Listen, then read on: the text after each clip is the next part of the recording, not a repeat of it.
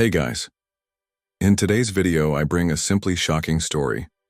The story of Jonathan Blake, an American priest who was dead for 4 minutes and returned with an urgent message from heaven. During his near-death experience, he saw what few will see, the last spiritual warning left by the Pope before his death. What he witnessed on the other side will stir your soul and make you reflect on the times in which we live.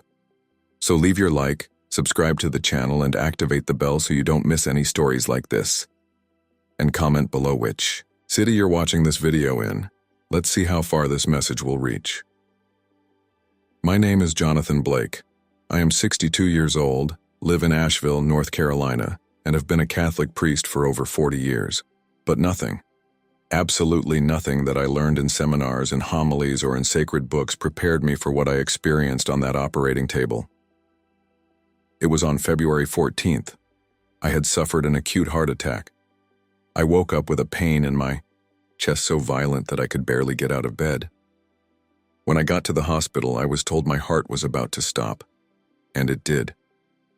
For 4 minutes, I was clinically dead. No beats, no signal. But my conscience was still alive. I found myself out of body. I saw the medical team running, shouting codes. But that wasn't what marked me. That's what happened next. A pull, as if my soul was being dragged to another place, and suddenly, silence. A silence so thick it seemed to have weight. So I saw it. It was a space between worlds, neither heaven nor hell. A veil between the two. And there a figure approached. I didn't see his face, but his spirit was familiar. An elderly man wearing white with tired but bright eyes, as if he had seen too much to remain silent. He did not speak to me with human words. It was spirit speaking to spirit, but I knew who it was. Pope Francis. No, it wasn't him in the flesh. It was his soul, or perhaps a prophetic vision of him, given to me in that liminal moment between life and death. And he showed me. It showed what many pretend not to see. Churches full of people but empty of presence. Exhausted priests preaching words that no longer burn. Young people numb to entertainment. Children who have never heard of repentance. And then he spoke. Straight to my spirit, tell them. The fire will fall, but not where they think. The fire will come from behind the scenes in dark rooms on bended knees. But they are not ready, because they have lost the oil. I tried to ask what it meant. But before he could understand, one last sentence echoed, as if coming from the very throne of God. Time is running out, and the church is asleep. That's when I came back. The doctors were reviving me. One of the nurses was shouting my name. I regained consciousness, with a feeling that never left me, urgency. Since that day, nothing is more important to me than this warning. I didn't get a message from Rome. I received a warning from heaven with the image of a pope crying for a church that forgot the bridegroom. And that's why I'm here, because you need to hear what I saw, before it's too late. There was no tunnel. There was no bright light at the end of the path. What I felt was a sudden breakup, as if an invisible thread had broken inside me. 1 second I was trapped by the weight of my body, the next, it was absolute lightness, no pain, no time, no skin. It was like floating inside a memory I never experienced. The operating room was left behind. I didn't see myself leaving. I just knew that I was no longer part of it.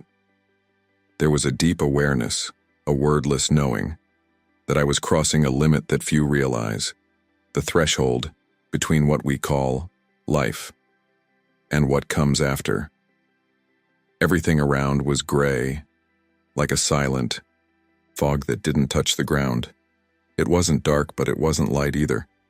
It was a between place, a transition zone, and in this floating space something began to form in front of me. A vast field without walls, without ceiling, but surrounded by a dense, charged atmosphere, as if the air itself was waiting for something. That's where I saw him. In the distance, a figure appeared walking slowly.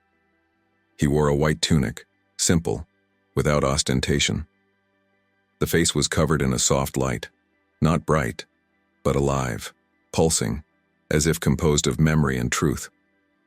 When he approached, I knew who he was, even though I have never met him in person, Pope Francis.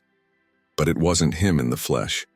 It was a spiritual image, a living revelation, something between a vision and a real presence. And he didn't speak with human words. The truths reached my spirit directly, as if they were printed inside me. Suddenly, everything around changed. The field turned into a kind of celestial amphitheater, where spiritual figures, some human, others indescribable, gathered in absolute silence.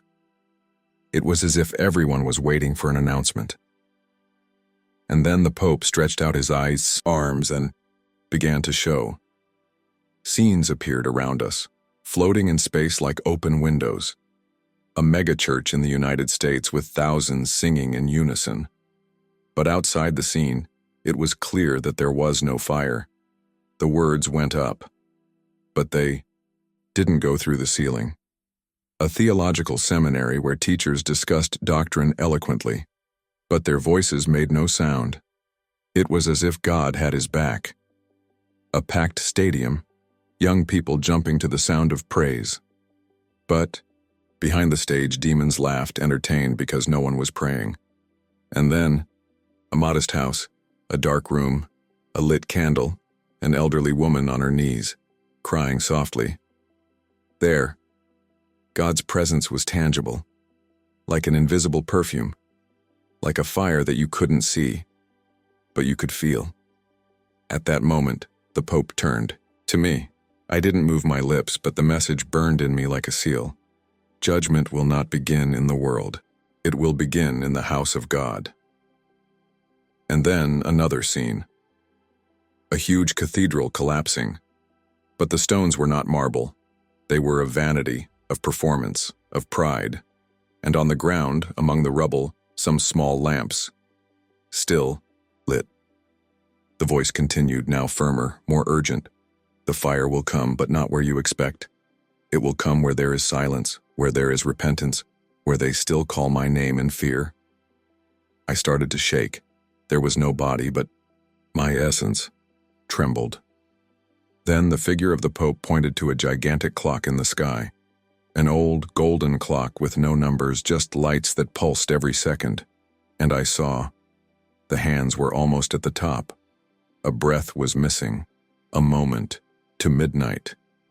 It was then that I heard the phrase, not from him, but from a voice that invaded everything, firm as thunder and smooth as honey.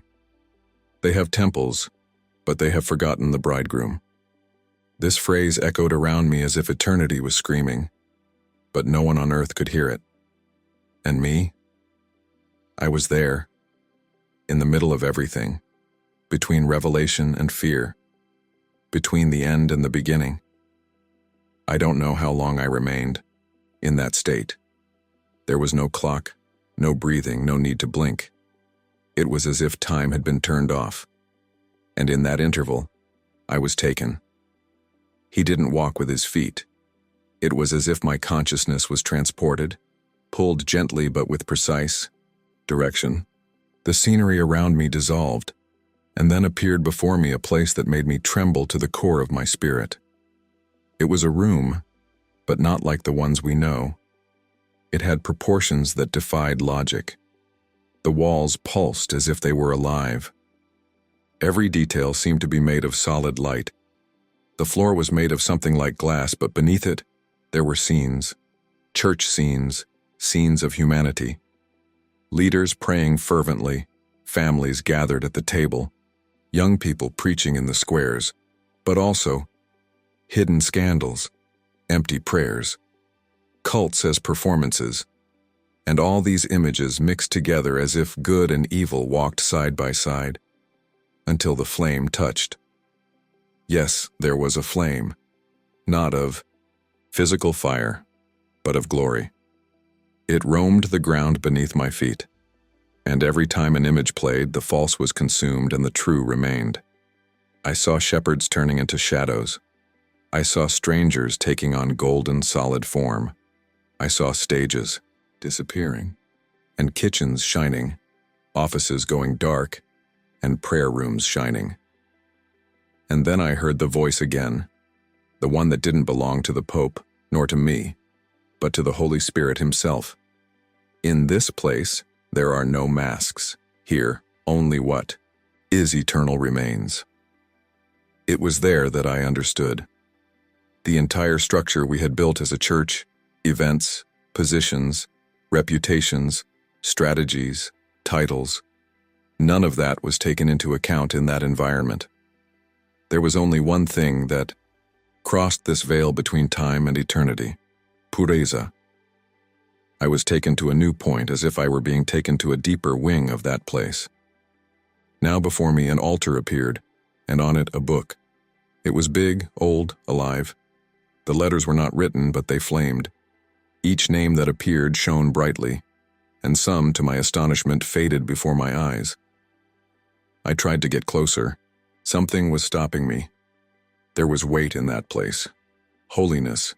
Something I had never felt in any cathedral, in any conference. It was as if the air said, "Here only the clean of heart remain." Beside the altar, a figure appeared. It wasn't the Pope now. It was another presence. Neither angel nor man. A being whose appearance was impossible to describe, but whose eyes held justice and tears at the same time. And he pointed to the book. They preached about him. They talked about him. They sang to him, but they never knew him. And then, another vision. Entire churches going out like candles in the wind, but little houses, lighting up like torches. The fire of presence did not seek an audience. I was looking for surrendered hearts. That's when the sentence hit me with cutting force. The bride is distracted, but the groom is already approaching. At that moment, everything became silent. A silence so absolute that it hurt. And for the first time, I wanted to scream, shout, to warn, to wake up, to beg. But it was still there. Stuck in the vision, voiceless, just a witness to something the world ignores. But heaven awaits. The awakening of a church asleep under the weight of its own image. The celestial room I was in seemed to expand in waves. It was not a physical space. It was as if eternity itself enveloped me and said, "Look, see, and remember." Suddenly, the transparent floor beneath my feet transformed again. Now it was a giant map. I recognized it instantly. It was the map to United States, but what I saw wasn't geography. Each state glowed with a different intensity, some like unlit coals, others like embers. But there were points, few, rare, that burned like pillars of fire. I saw North Texas in spiritual flames. I saw bended knees in Virginia. I saw teenagers praying alone in parking lots in South Dakota. But in many places, what I saw was gray, ashes from a fire that went out. And then, ash began to spread, not like smoke, but like a silent disease, asleep. A thick spiritual cloak covering homes, churches, schools. I saw pulpits being occupied by voices that carried no weight. I saw children who no longer knew how to pray. I saw families moving away from each other, sitting in the same room but miles apart in spirit. At that time, a new figure appeared before me. It wasn't the Pope. He wasn't an angel. It was like a celestial observer, someone who showed without explaining, as if my soul should interpret what it saw. He pointed to the map, and I saw words written in fire. The fire will fall, but not where you expect it. And then scenes began to appear over the map like overlapping visions.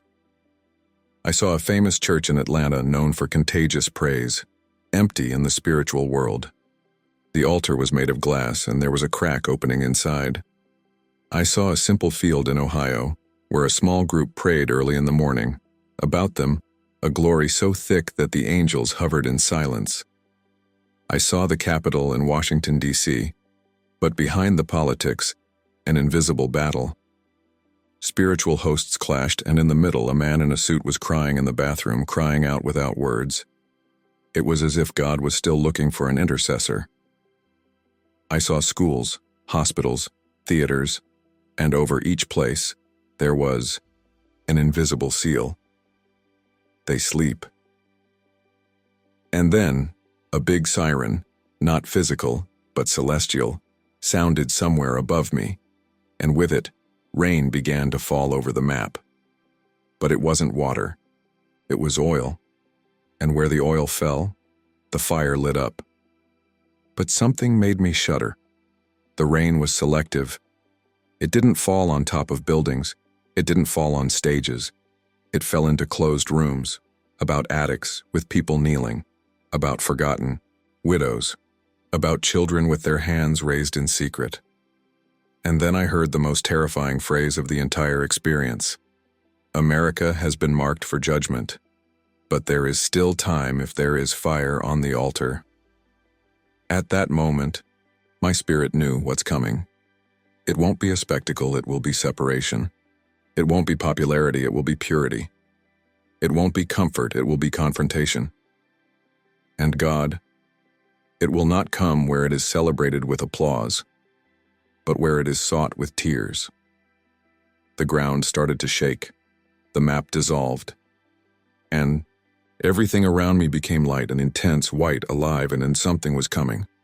Something I wasn't ready to see yet. The light that surrounded me began to rotate. It wasn't spinning like a whirlwind, but like gears falling into place, like an invisible clock moving the universe, millimetrically precise, but indescribably alive. I was taken, not by choice but by summons, to a new space. Everything there was golden, but not like physical gold. It was as if time had been transformed into matter. In the center of the place, there was a colossal clock. There were no numbers, it had no common pointers. It had pulsars, beats, lights that turned on and off as if the heart of heaven itself was marking the time. And on that watch, it was just one beat until midnight. I couldn't contain it. Within my spirit, I screamed without a sound. "Sir, what is this?" And then the voice, the one that had already spoken before and came with a weight that bowed everything inside me. "It's the bride's time." The preparation clock, the last call. And I saw around the clock kneeling figures. There weren't many. Some were crying. Others had their lamps in their hands, all lit. And among them, others desperate, trying to light their own. But it was too late. There was no more oil. That's when I understood. The parable of the 10 virgins is not an allegory. It's the exact picture of what's about to happen. The clock light shone, and I saw flashes. Churches asking for revival, but without repentance. Families expecting miracles, but without obedience. Nations calling for peace, but no surrender. And then a bell sounded, a single beat, the last one. And I saw it. What I saw I cannot forget. A gate, gigantic, of pure light. It began to slowly close, and a crowd began to rush toward him. Priests, bishops, ministers, pew members, believers of all colors and nations. But as they approached, their lamps were out. They beat, they screamed, they quoted verses. They said, "Lord, Lord." But the gate didn't respond. And in the sky a sentence echoed, "I loved you, but you didn't know me." The tears came, but they didn't flow. I had no body. But the pain, it was more real than any pain I had ever felt in my life. At that moment I was overcome by a vision of Jesus' own face. I didn't see your features, just your eyes. And I've never seen so much love mixed with so much sadness. The voice told me, they had temples, but they didn't have time. They had rituals, but they didn't have relationships. They had words, but they didn't have oil. And then I saw the clock stop. Everything froze. A silence ripped through that place. The time has come. And I there, still floating between the eternal and the now, understood. That was the last bell before the end. The clock had stopped, but something was still moving. The light that enveloped the space where I was transformed again. Now it was not a field, nor a temple, nor a heavenly chamber. It was an entire city, but not like the ones we know. It was a spiritual city, reflecting the shadows and lights of the earth. Streets, made of decision. Buildings formed by convictions, doors opened by prayer, or closed by pride. In the center of this city, a kind of call began to sound. It wasn't a physical sound. It was like a spiritual magnetism that pulled certain people, and only them, to the same point. I saw them. They were ordinary men and women, totally invisible in the eyes of fame and the platform. A nurse, a young musician, an ex-convict, a single mother, an elderly man with a torn Bible in his hands, a teenager who prayed secretly at night with headphones in his ear, pretending to listen to music. Everyone started moving, as if they heard a sound that the rest of the world didn't hear. And then I understood. That was the remaining. There weren't many, but they were real. While the crowd followed their paths of distracted religiosity, they responded to the sound of eternity. I saw each of them being touched by an invisible flame, a spark that lit inside their chest. And when it lit up, their eyes changed. There were tears. There was fear. There was fire. The voice spoke.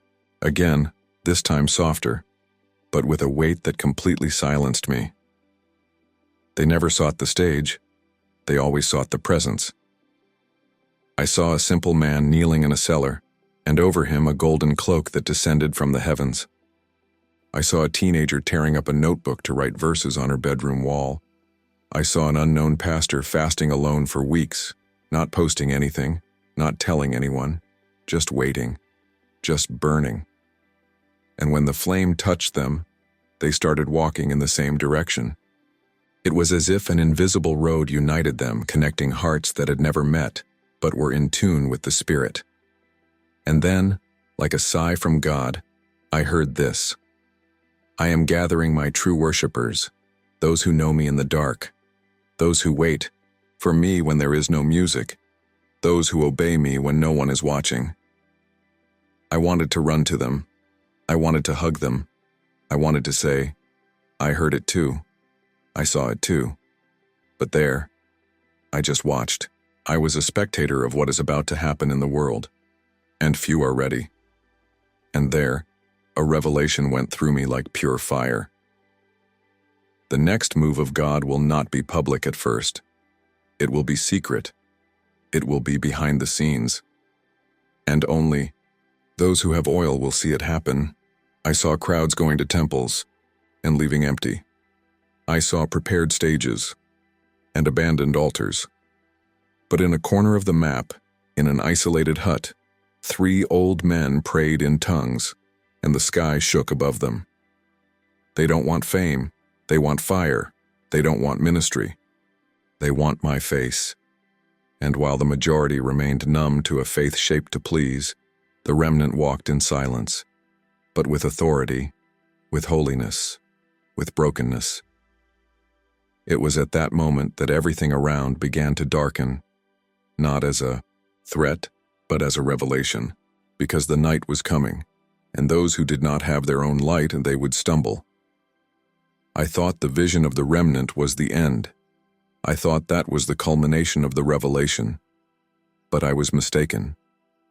Because what came next was the most terrible, most harrowing, most definer of all my out-of-body experience. The light around me began to dim, but not like when the sun goes down. It was as if an eclipse was being pulled into reality. The spiritual sky began to close, and a dense, living, conscious shadow spread like a veil over everything I had seen.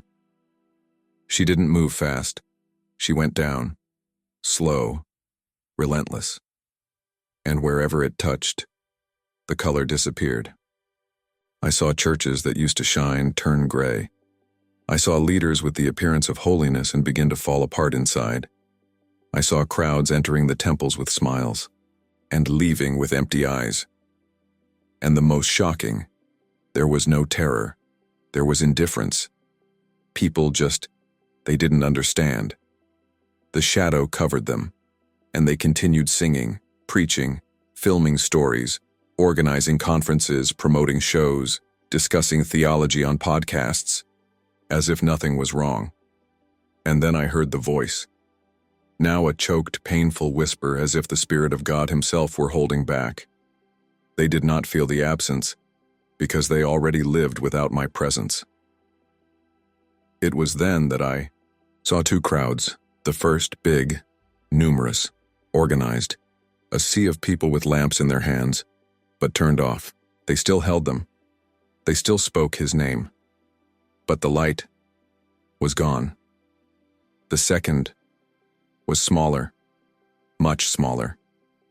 They were those of the secret fire, the ones in the silent kitchen, those of the hidden altar, and in them the lamps glowed like torches in the middle of the night. And it was there, in the face of that stark contrast, that the sky split like parchment. It was not a visible judgment, was a spiritual sealing, as if an invisible line had been drawn between the two groups.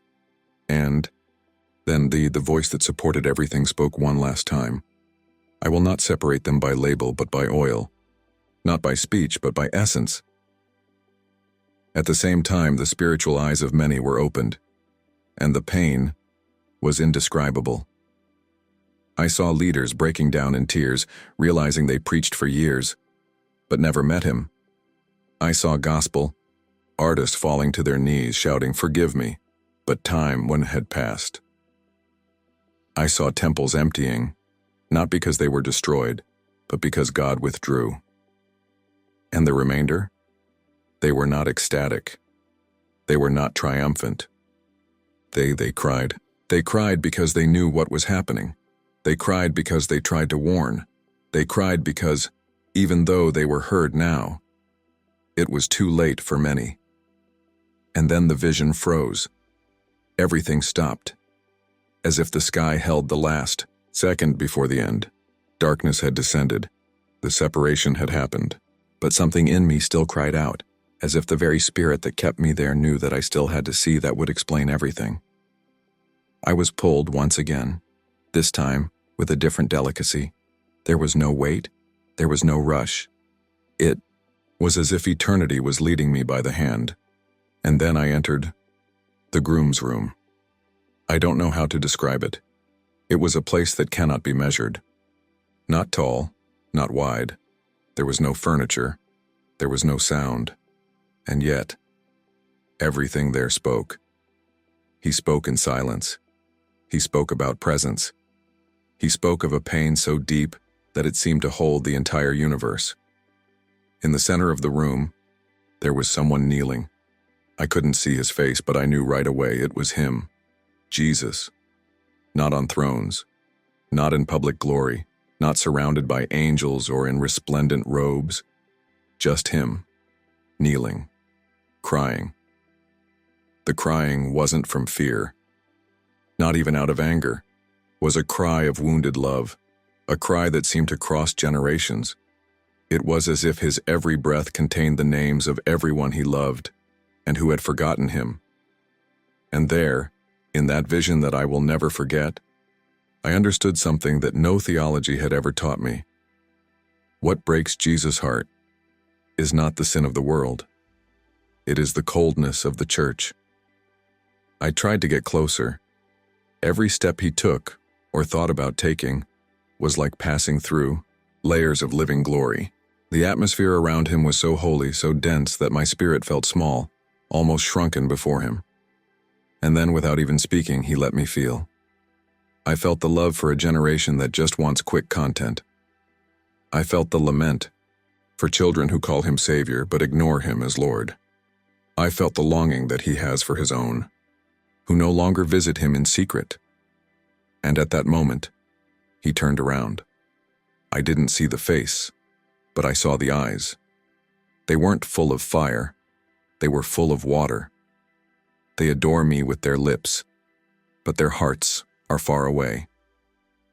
That's what I heard, straight to the soul. It wasn't an accusation, it was an outcry, it was a plea from heaven. And then before Him on the ground I saw a fallen alliance. It was symbolic. but real. The bride's ring, dirty, cracked, forgotten. He extended his hand. He picked it up carefully. He cleaned it with his own cloak. And then, he whispered, "I still wait for her. I still love her. I'm still at the door." My spirit couldn't bear it. If I had a body, I would have fallen prostrate. Everything in me screamed, how could we exchange this for system, for structure, for performance? It was there that I understood, with pain, clearly. Jesus is not far away. We are the ones who are distracted. And it was at that exact moment, when I felt Christ's cry for his church, that my spirit began to be pulled back. But there was still more, something he wanted me to carry. My spirit was already beginning to feel. The time for return was approaching. The eternity that surrounded me began to become even more silent, as if everything was holding its breath. But before I left that dimension, I was taken to one last place. It was a formless space, a threshold, a transition point between the invisible and the inevitable. There, I couldn't see with my eyes. You knew. It was as if I had entered the place where callings are sealed. A point where testimonies are commissioned, and wings, he was again. Jesus. This time, not kneeling. He was standing, firm, silent. But there was something different. I didn't cry anymore. Now there was fire in his eyes. The crying had turned into a clamor, in urgency, in command. And then, wordlessly, he reached out his hand. In the palm there was a living flame. It didn't burn like ordinary fire. It was light, and at the same time, unbearably dense. When my spiritual eyes touched that flame, she crossed me.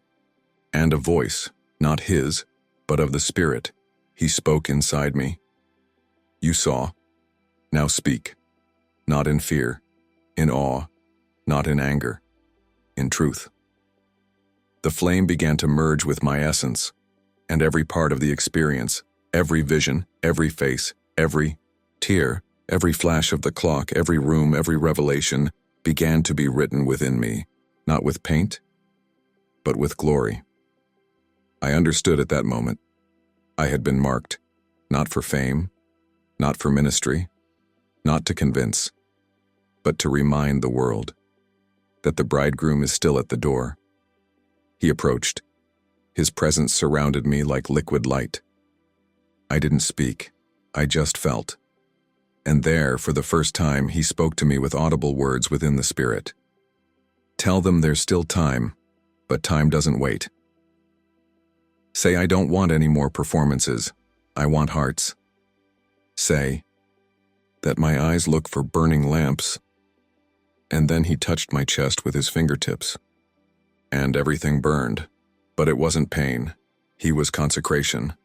The feeling was as if the universe had stopped to deposit a secret inside me, a secret that wasn't mine, a burden that didn't belong to me, but which now inhabited me.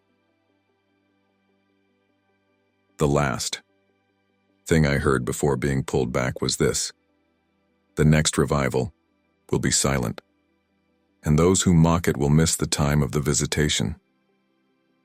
But those who hear will still see the bridegroom. And then everything went out. It was like a snap. The light went out, the weight disappeared, and suddenly, I breathed. Cold air invaded my lungs as if for the first time. The pain returned, gravity returned, the sound of machines, the muffled screams, the desperate voices, everything came back. But I wasn't the same anymore. For 4 minutes, I was clinically dead. For 4 minutes, I saw the sky cry for the church. And now back I was carrying something I didn't ask for. A weight, a commission, a fire. I tried to explain to the doctors. They smiled, as if it were the effect of the medication. But I knew. You knew who had crossed the line between time and eternity, and returned with a message. In the days that followed, I could no longer look at Mass in the same way. I couldn't hear praise like I used to. Each song was a thermometer, every preaching a mirror, and the silence. Silence became the most sacred place in my life. I didn't go to heaven, but I saw what heaven is trying to do. And most importantly, I saw who the sky is trying to wake up. You. This experience was not a metaphor. It wasn't a hallucination. He was God's mercy screaming at the last second that the door is closing, that the clock has already stopped, that the bridegroom is at the door. And the question that echoes in eternity is, do you still have oil? The last vision I had before waking up was simple.